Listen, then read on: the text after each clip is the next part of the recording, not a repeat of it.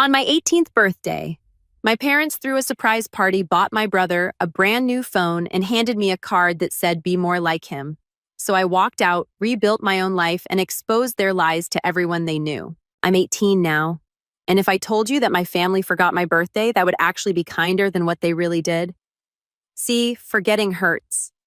But what they did that felt intentional, like a punchline to a joke I didn't know I was in. Let me back up.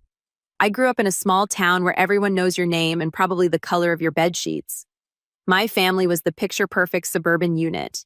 Mom, dad, two sons, picket fence, backyard, BBQs. You know the type. My brother Tyler is 2 years younger than me. But if you ever met us together, you'd think he was the golden child and I was some weird, distant cousin they reluctantly let sleep on the couch. Tyler was the loud one. Charming, athletic, always knew how to work a room. I was more background noise, quiet, observant, the kind of kid who finishes their homework early just so no one gets mad. Mom and Dad never said they had a favorite, but you didn't need to say it when everything else screamed it. Tyler got hugs when he came home late. I got lectures if I didn't text within 10 minutes. He crashed the family car at 16 and got a newer one 6 months later. I asked for a used laptop for school and got a printed out list of jobs hiring teens. I always try not to let it get to me, I tell myself. Maybe they think I'm more independent. Maybe they're harder on me because they expect more. You know those little lies you feed yourself to make a bitter pill easier to swallow. But my 18th birthday, that's when the mask cracked. It was a Thursday. I remember because I had a math test that morning and I bombed it. Totally tanked. I was already feeling low when I walked into the house after school. I figured maybe there'd be a small dinner or even just my favorite takeout something. I wasn't asking for fireworks or a parade, just a little nod that I mattered. Instead, I walked into a living room full of balloons and streamers, blues and silvers, happy birthday across the wall. My heart actually jumped for a second. I thought, oh, they did remember. And then Tyler walked in behind me, grinning ear to ear. "What do you think?" he said, eyes twinkling. Surprise.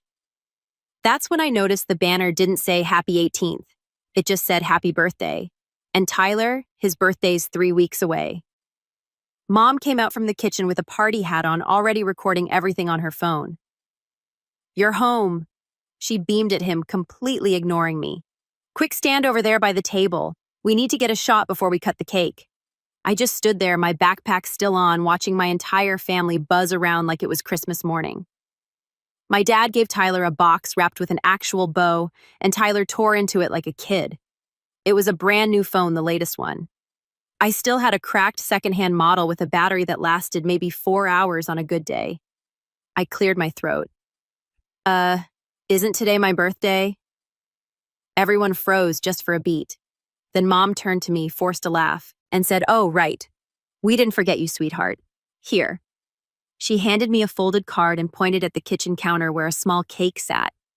Half-eaten, no candles, no name, just a slice missing in the corner, kind of mush, like someone had used it to prop open a drawer. The card read, "Be more like him." That was it. No joke, no love, not even a happy birthday. And then they laughed. It wasn't cruel at first, more like nervous laughter, like they thought it was all just a funny joke. And I was supposed to laugh too. But no one said, "Just kidding." No one offered a second card or an actual gift. Just Tyler holding his new phone, looking slightly uncomfortable before he looked away. I didn't say anything. I didn't cry. I just nodded, placed the card on the counter, and walked upstairs. That night, I packed a backpack, a hoodie, 2 shirts, jeans, socks, my phone charger, and the emergency $40 I had stashed in a shoebox under my bed. I waited until the house was quiet. Then I walked 4 blocks to the bus stop under the amber glow of a flickering streetlight and got on the last Greyhound heading into the city. I didn't know what I was going to do. I just knew I couldn't stay. A week later, my mom left a voicemail. Her voice was shaky. She was crying. "Liam, please come home." We didn't know. We didn't think. Just, "Please come back. Your dad's been driving around everywhere looking for you. Just please." I didn't pick up because for the first time in my life, I felt free. But that's just the beginning. What they did next made everything worse, way worse, because instead of trying to make it right, They turned it into a performance for their friends, for social media, for the family. Suddenly, I was the troubled kid who ran away from home because he couldn't handle discipline. And when I found out what Tyler said behind my back, that's when I stopped second-guessing myself. That's when I started planning what came next. The voicemail stayed in my inbox for 3 days before I even listened to the whole thing. I kept hovering my thumb over the play button, hearing those first few seconds of Mom's voice cracking, then backing out again. It wasn't that I didn't want to know what she had to say. It was that I already knew. It would be guilt-wrapped in performative love, the kind you trot out for neighbors and nosy relatives, the kind that looks good on Facebook but doesn't hug you when you get home. I was crashing in a rundown youth hostel in the city. $50 a week if you didn't mind sharing a room with 2 guys who sold knockoff sunglasses during the day and played war-themed board games all night. I kept to myself, sleeping with my backpack under my head and the emergency cash zipped inside my sock. Every morning I walked the streets like I belonged there. No plan, no backup, but I had this weird sense of calm, like I'd finally stopped running on a treadmill someone else was controlling. But I was still hurt, not just from the birthday. That was just the flashpoint. It was everything. Why can't you be more like Tyler? Every time I had to earn things twice as hard just to be noticed. Every dinner where they asked Tyler about football practice and barely acknowledged my honor roll certificate. It was like I'd been auditioning for a role I never got cast in. I didn't plan to go back. But life, as usual, had other plans. It started with my Aunt Denise. She was my mom's older sister, loud and unfiltered in the best possible way. She found out I'd left when Mom finally called her in a panic, probably hoping Denise would help do damage control. Instead, Denise called me, tracked down my number from an old Christmas group chat and left a blunt. "Call me Liam now." So I did. "Are you safe?" she asked. No, warm up." "Yeah," I replied, trying to sound steadier than I felt. "I'm okay. You're 18 now," she said, like she was reminding herself. "They can't force you home, but that doesn't mean they won't try to make you the villain."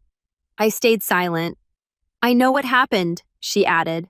"Your mom told me some sanitized version, but I'm not stupid. I've seen how they treat you. I've always seen it. I just figured you'd outgrow it or they grow up. Guess that didn't happen." That was the first time an adult had ever validated my experience out loud. It hit me like a brick. I actually had to sit down on a curb, my throat tight. "I don't have much," Denise said. "But if you ever need a place, really need a place, you call me." Okay. I thanked her, hung up, and sat there watching the city brief. Cars honking, people walking fast with coffees and deadlines, a guy shouting about a lost dog near the corner. I should have felt lonely, but instead I felt like I'd finally found the first flicker of something solid. A week passed, then 2. Then I made a mistake. I checked Tyler's Instagram. He posted photos from his birthday party, the one with the balloons and cake and phone. Except in the photos, he cropped me out. Literally, there was one picture where I remembered standing right next to him. My shoulder should have been visible at least, but he'd filtered and framed it so carefully it looked like I hadn't even been there, as if I never existed in that moment. The caption read, "Best birthday ever. So lucky to have the most supportive family. Wouldn't be who I am without them." That stung. But what shattered me was the comment section. "Mom, you deserve everything, sweetie. Your heart is pure gold." Dad proud doesn't even begin to cover it. Family friend, Karen, handsome and humble, unlike some people. The some people wasn't subtle. Karen was the kind of person who called kids like me too sensitive. When we spoke up, she once told me depression was a choice. I almost replied. I almost typed out a bitter paragraph explaining how that party was mine, that I turned 18 that day, that they gave me a used cake and a card that basically told me to erase who I was. But I didn't. I just stared at that comment section for a long time, heart pounding like it wanted to claw its way out of my chest. Then I threw my phone onto the mattress and let it ring when Mom called again later that night. The turning point wasn't dramatic. No huge argument, no screaming match. It was subtle quiet, like a splinter finally working its way to the surface. It happened when I got an email from my high school guidance counselor. "Hi, Liam. I hope you're doing well. I just wanted to check in because your parents asked me to remove you from the early college admission list and delay your applications until next semester. They said you were taking time off to get your head on straight. Is that true? Let me know. I can help if you need support. My blood ran cold. I hadn't said anything about taking time off. I was applying for early decision. I had my essays saved in Google Docs half ready. The city library gave free internet, and I'd been planning to use it over the weekend to submit everything. They were sabotaging my future. That's when I realized it wasn't just about a birthday or being overlooked. They didn't just not care about me. They were actively working against me. And for what? Because I left. Because I finally said enough. I called the counselor immediately and told her the truth that I'd left home, but not because I was unstable, because my home was. I didn't go into the whole birthday story, but I said enough. I asked her not to accept any requests about my file unless they came from me directly. She agreed, her voice sympathetic, then emailed to confirm she'd restored my applications and locked my profile from outside edits. I hung up, shaking, furious but strangely calm, like the moment before a storm when the sky goes still. I was done playing nice. But what came next, that was the real betrayal. Denise called me a few days later, whispering like she didn't want someone to hear. I just left your parents' house, she said. They invited me over for dinner to patch things up, but Liam, it wasn't about you. I blinked, sitting up in bed. What do you mean? They wanted me to take Tyler in for a few weeks, she said. Said they needed space, that things were too tense at home with you gone, and Tyler was struggling emotionally. I laughed, thinking she was joking, but she wasn't. They said he's been acting out because he misses you, Denise continued. But then your mom pulled me aside and said, and I quote, "We need Liam to see that running away doesn't get him attention. We're trying reverse psychology. If Tyler stays with you, maybe Liam will come home and stop this nonsense." My mouth went dry.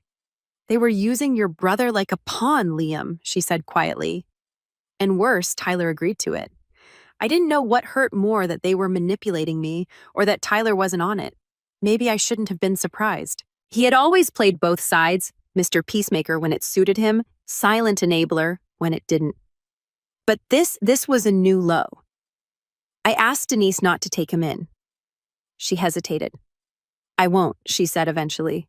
But Liam, they're not going to stop. They're calling relatives, painting this narrative where you're the troubled runaway. They've got people believing you're on drugs or got someone pregnant or that you're just rebelling. It's all a lie, but they're building it brick by brick. I thanked her again. Then I ended the call. And that night, something inside me shifted. I opened my laptop at the public library and started writing. Not a rant, not a diary entry, a plan. See, they thought I was gone and forgotten. They thought I was alone, drifting, desperate to come crawling back. But what they didn't know, I was finally seeing them clearly. Every mask, every lie. And this time I wasn't going to walk away. Not quietly, not again. After that call with Denise, everything felt different. The fog that had been hanging over me since the night I left had finally lifted. I wasn't floating anymore. I was falling with purpose. But first, I had to survive. You know that phrase, rock bottom? I used to think it looked like some guy on a park bench with nothing but a tattered coat and a bottle in a paper bag. But for me, rock bottom looked like waking up in the hostel at 4 a.m. to find my backpack unzipped and my emergency cash gone. No broken lock, no smashed window, just gone. Probably someone I'd shared a room with. Probably someone who'd watched me sleep with it under my head for days. I wanted to scream. I wanted to punch a wall or run back to the house and bang on the door demanding they help me, but I didn't. I just sat there in the dark, staring at the empty zipper like it might suddenly give me answers. The next morning, I tried to laugh it off. "You got played," I muttered to myself in the hostel bathroom mirror. "Congratulations, you learned the hard way." I had $6 left in my wallet, a granola bar in my hoodie, my phone at 22%. That was the moment I stopped feeling angry at my parents. I started feeling numb, because the thing about being on your own is there's no safety net, no cushion to fall back on. When things go wrong, and they will, you don't get rescued. You get the choice. Figure it out or disappear. So I figured it out. I started spending my days at the city library. Not just because of the Wi-Fi or warmth, but because it was the only place I felt invisible and alive at the same time. Surrounded by books, by stories of people who had clawed their way out of worse, I found something close to peace. I'd sit there for hours, applying for jobs, finishing college applications, and just reading. Every once in a while, I'd think about what my family was probably saying. He's being dramatic. He's just trying to punish us. He'll come crawling back when he realizes he can't make it. But I didn't want to go back. Not for help, not for pity, and definitely not to give them the satisfaction of being right. One afternoon, while aimlessly browsing job listings, I overheard a conversation behind me. Two guys were talking about how their usual delivery runner bailed. One of them looked over at me, probably because I'd been sitting at that same table for a week straight, and said, "Hey, you know how to ride a bike?" I blinked. "Oh yeah, want to make $30?" That's how I started working for a tiny sandwich shop 4 blocks from the library. It wasn't glamorous. They didn't even give me a bike, just a dented old one I could borrow if I agreed to fix the tires myself. I did. I patched the inner tube with duct tape and prayer and started doing deliveries around the city. Cash tips only. The first day I made $42 more than I'd ever made doing chores in that house. I ate a real meal that night. Cheap ramen and apple, and one of those chocolate bars that cost more than it should, but made me feel human again. Over the next few weeks, I built a routine: wake up early, shower at the gym. The sandwich shop owner slipped me a free membership after I covered 3 double shifts. Deliver sandwiches from 10 a.m. to 4 p.m., work on college stuff in the evenings at the library, then crash at the hostel. It was small, fragile, but it was mine. I started keeping a small notebook where I wrote down goals, quotes I overheard, weird dreams, even just random thoughts. One day I wrote, "You are not invisible. You are just growing in the dark." That line stuck with me. By mid-November, I had enough saved to move out of the hostel. Denise helped me find a room for rent in a quiet neighborhood near the edge of the city. An old woman renting out her basement for cheap in exchange for some basic chores. It was cold, drafty, and smelled like mothballs. But I had a key, a place that locked a space of my own. Denise even gave me a secondhand laptop. Nothing fancy, but enough to write essays and check email without living at the library. She didn't ask for anything in return. The first time I brought her groceries just to say thanks, she looked at me like I'd handed her gold. "You've always been a good kid," she said softly. "They just didn't know how to see it." I almost broke down crying in her driveway. The week before Christmas, I got my first college acceptance. It wasn't my dream school, but it was mine, full ride. They offered me a spot in their spring semester if I could prove financial independence. I called the admissions office, explained my situation, and sent them everything. Letters, old bank statements, even a note from Denise. 2 days later, they called back and said, "Welcome." I got off the phone and sat in the middle of the floor staring at the email with my name on it. That night, I bought a small cupcake from the bakery down the street, lit a candle, sang myself a quiet congratulations. I still didn't tell my parents. Not yet. They were still posting family selfies online. Thanksgiving dinner with Tyler at the head of the table. Mom's caption, "Grateful for the son who stayed." My name didn't come up. No mention, like I'd been erased. But that was fine because I wasn't gone, I was building, and little by little I was becoming someone they couldn't touch anymore. The best part, Tyler reached out. It started with a text. "Tyler, hey, you good?" I stared at it for a long time. I didn't know what to say. I wasn't angry anymore. I was just exhausted. But something told me not to ignore him, so I replied, "Me doing all right. You?" He waited a full day before answering. "Tyler, things are weird here. They talk about you like you're some kind of ghost. Mom cried last week because she saw your toothbrush still in the bathroom. That hit me harder than I expected. Not because I missed them, but because they were only mourning the idea of me, not the person they pushed away." "Tyler, I didn't know they were going to use me like that. I thought they actually wanted to help you come back." I'm sorry I didn't reply right away. What could I even say? That sorry didn't undo 18 years of being second best. That I wished he'd stood up for me when it mattered. That I hated how easily he could slide into the role of victim and hero depending on the room. But I also remembered something Denise had said once. "You don't have to let people back in. but don't let them rot inside you either. So I sent him one line. Me thanks. I'm figuring things out. That was enough for now. Weeks passed. Christmas came and went. I spent it with Denise, just the two of us and her overweight tabby cat. We watched bad holiday movies, ate too much pie, and played cards late into the night. At one point, she looked over at me and said, "You know you're not broken. You were just raised in the wrong spotlight."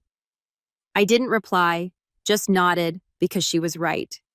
In January, I packed my things into 2 suitcases and moved into my college dorm. My roommate was a transfer student named Gabe, loud, sarcastic, always eating chips but genuine. We hit it off fast. He didn't care about my past, only wanted to know what I wanted to do. And for the first time, I didn't feel like I had to shrink myself. I started attending classes, joined a few clubs, even found a part-time job helping in the campus writing center. Turns out, helping other people tell their stories made me feel more in control of my own. One day, Gabe caught me looking at a photo I'd printed.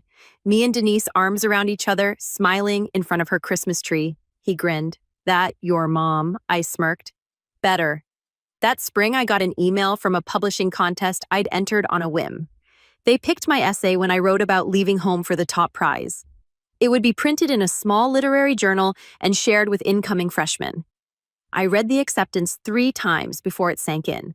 And then, as if on cue, I got another email from my dad. Just the subject line, "Let's talk." And just like that, the past wasn't behind me anymore. It was knocking at the door. I stared at the subject line for what felt like an hour. "Let's talk." 2 words, no punctuation, no warmth. It came from my dad's old work email, the one he used when he wanted to sound serious. Not dad, not hey son, just a command wrapped in lowercase letters dropped in my inbox like a pebble trying to cause ripples in a lake that had already frozen over. I didn't open it right away. Instead, I walked down the hall to the campus cafe, bought myself the strongest coffee they had, and sat by the window with my phone in my lap. For a second, I considered deleting the email without reading it. But something in me paused. Not curiosity exactly, more like strategy. Something had shifted in me these last few months.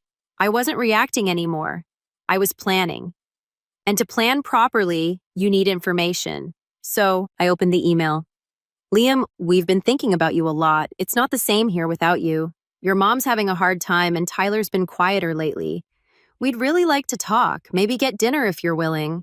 I know things didn't end well, but we want to make things right. Let us know, Dad." It was cleaner than I expected. No accusations, no manipulative guilt trips, just a carefully worded olive branch. But here's the thing. I'd seen them make things right before. I'd watched them sweep problems under the rug so many times that the floor had bumps in it. I didn't need closure. I needed the truth. And I needed them to feel what it was like to be on the outside looking in, because something had been bothering me ever since that call with my high school counselor. How had they accessed my college applications in the first place? They couldn't log in without my password. They shouldn't have been able to request changes or removals. And then it hit me. They didn't need to. They just needed to pretend to be me. I opened up my email account, searched through my sent messages from back when I still lived at home. Sure enough, there it was. An old forwarded message from my school with the link to the student portal. The header still said FWD, keep this link private. Mom had access. So did Tyler. Probably maybe even Dad. And that meant they could have called the counselor or even logged in pretending to be me. And if they did it once, they might have done it again. That night, I changed every password I had. Not just email, banking, college portals, job applications, even my Netflix account. I activated 2-factor authentication on everything and registered a new email just for college and financial aid. I wasn't going to be blindsided again. And I started thinking if they were willing to sabotage my future just to control the narrative. What else had they done that I didn't know about? I made a list. Who knew I left? What did they tell people? Who believed them? Who didn't? The more I thought about it, the more I realized just how much power they had socially, emotionally, even financially. Because I'd never declared myself financially independent legally, they still could have access to certain records, FSA medical records, and if I didn't separate myself properly, they could keep interfering. So I went to the financial aid office and asked what I needed to do to declare myself an independent student. It wasn't easy. I had to prove estrangement show that I paid my own bills and submit letters from third parties. Denise helped, so did my old counselor. They both wrote letters explaining the situation, backing up my story without over-dramatizing it. It took 3 weeks, but I was finally approved, and with that, they lost their grip. Now they couldn't see my grades, couldn't adjust my status, couldn't pull strings behind the scenes anymore. I was untouchable, but I didn't want revenge just for me. I wanted to expose what they'd done to make sure everyone they had lied to saw the truth, and the opportunity came from the last place I expected. Tyler, he texted me again. Short message. Tyler, they're planning something. I raised an eyebrow and replied, Me. Something like what? His answer came a minute later. Tyler, they're throwing a big party for Dad's 50th. Inviting everyone, relatives, neighbors, even your old teachers. I blinked. That didn't sound sinister on its own until the next message came through. Tyler, they're going to make a speech about how they forgave you even though you broke the family. They want people to think they took the high road. They're rehearsing it with me. I stared at my phone, heart thudding, not in fear, but in anticipation. This was it. This was the moment I could flip the narrative. I called Tyler. Why are you telling me this? I asked. Last I heard you were fine playing both sides. He sighed. I was. I didn't get it before. But watching them script this speech like it's some redemption movie, like you were just a phase they overcame, that felt gross. Did you say anything I tried? They shut me down. Said I don't understand family loyalty. I laughed bitterly. Of course they did. We were both quiet for a beat. I don't expect you to forgive me, he said. I just thought you should know. Do what you want with it. And just like that, he gave me the key. I spent the next 2 weeks planning. First, I reached out to Antonice, told her everything. She was furious, not just at the manipulation, but at the performance of it all. They're rewriting the script, she said, but you still hold the pen, so we made a plan. Denise was still invited to the party. So were a few other extended relatives who had quietly reached out to me in support over the last few months. People I hadn't replied to at the time, but who I now realized could be allies. I drafted a letter, not a rant, not a list of complaints, just the truth. What really happened. The birthday, the voicemail, the sabotage. I included screenshots of emails and texts, dates, even a snippet of the voicemail cropped so it didn't sound cruel, just revealing enough to be real. I titled it, What They Don't Want You to Know About Why I Left. I printed it on nice paper, clean font, signed my name at the bottom. Denise agreed to hand out the letters discreetly at the party to people she trusted. She even planned to place a few near the entrance table where people would be picking up their name tags and seating assignments. Just casual enough to blend in, just bold enough to get noticed. I didn't want a spectacle. I wanted exposure. And then the cherry on top, I recorded a short video, just 2 minutes. Me sitting calmly in my dorm room, not angry, not broken, just me. I said, Hi, if you're watching this, you probably know me as the kid who left. Maybe you've heard I was unstable or selfish or going through something dramatic. The truth is simpler. I left because I was treated like I didn't matter. I didn't leave to punish anyone. I left to save myself. I'm doing okay now, better than okay. I'm safe in school and finally living life on my terms. I don't want pity. I don't want drama. I just want the truth out there, because for a long time they spoke for me. Now I'm speaking for myself. Thank you for listening. I uploaded it privately to YouTube unlisted. Denise printed QR codes and tucked one into each letter. Let people read. Let them see. The day of the party came. I didn't go. I spent the afternoon at the student union with Gabe, eating greasy pizza and playing cards. I didn't need to be there. My presence wasn't required. But my truth, that would show up without me. At 9:42 p.m., I got the first message. Cousin Jake. Holy crap, Liam, I had no idea. Just watch your video, I'm sorry. I always thought they were just strict, that birthday story, man. That broke me. Then came another Mr. Randall, old English teacher. I owe you an apology. I believe the version they told me, but I see now how much they distorted the story. You deserved better. And then from Tyler. Tyler, you did it. 2 words, but I knew what he meant. The speech never happened. Denise told me later that once the letters started circulating, people began talking quietly at first, then more boldly. A few even confronted my parents directly. My mom cried, my dad got angry. They blamed Denise, accused her of conspiring, but the damage was done. The truth was out. And the story they tried to script it had been torn up and rewritten by me. In the hours after the party, my phone buzzed so much I thought the vibration would burn a hole through my desk. I didn't answer most messages. I didn't need to. People weren't messaging me because they wanted something. They were messaging because they finally knew. Something about that quiet validation hit differently. It wasn't loud or dramatic. It just felt clean, honest, like air clearing after a storm. But the fallout, that part wasn't quiet at all. The morning after the party, Denise called. Not texted, called. She rarely did that unless something important was happening. Sit down, she said the moment I answered. I'm in bed, I replied. Fine, stay lying down, but brace yourself. She took a breath. Your parents are in damage control mode? Hard. They've been calling relatives all morning trying to explain the misunderstanding. I laughed under my breath. Let me guess. Suddenly my letter was fake. The screenshots were edited and the voicemail was taken out of context. Oh, they went further. She said, your dad tried to say he wanted to give you space, but you twisted the narrative. Your mom cried for 30 minutes straight. And then one of the uncles pointed out that the date on the cake photo they posted last year didn't match Tyler's birthday. And you know what your dad did? What he blamed the bakery. I covered my face with my pillow and groaned. Somehow that was both pathetic and predictable. What about Tyler? I asked, sitting up. He left early, Denise said. After the confrontation started, he said he was done with the theater and walked out. Haven't heard from him since.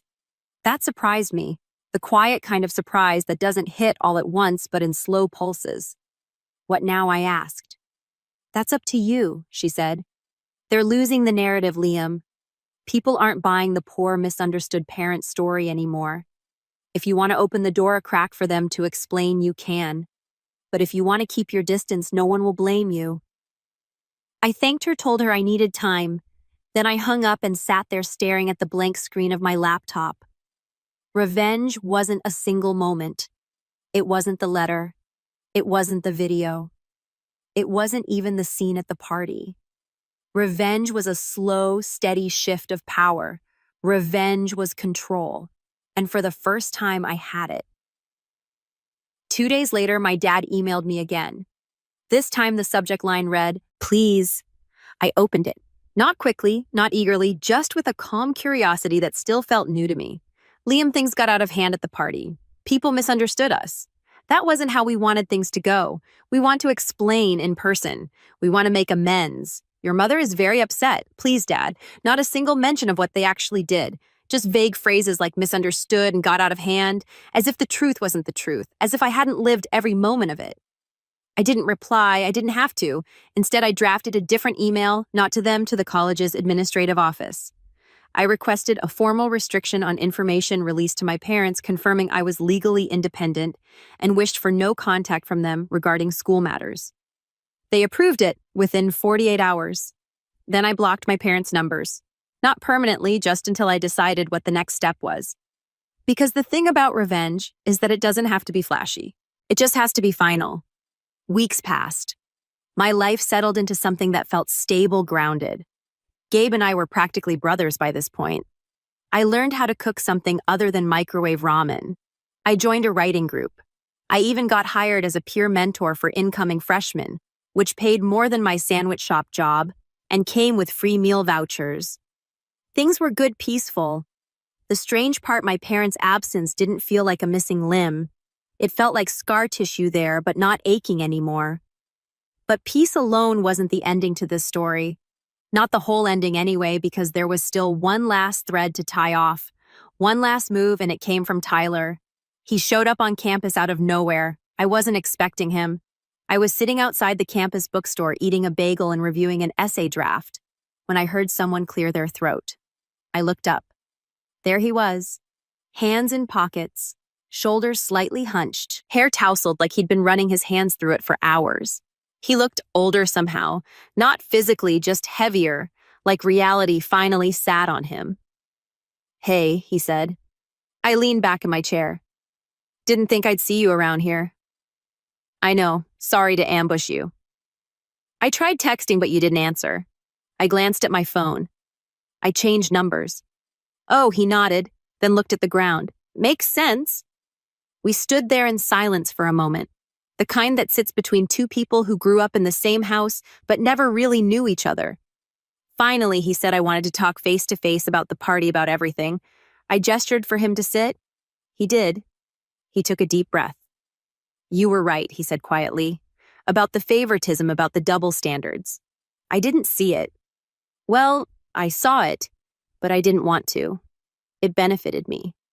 And when something benefits you, it's easy to pretend it isn't happening."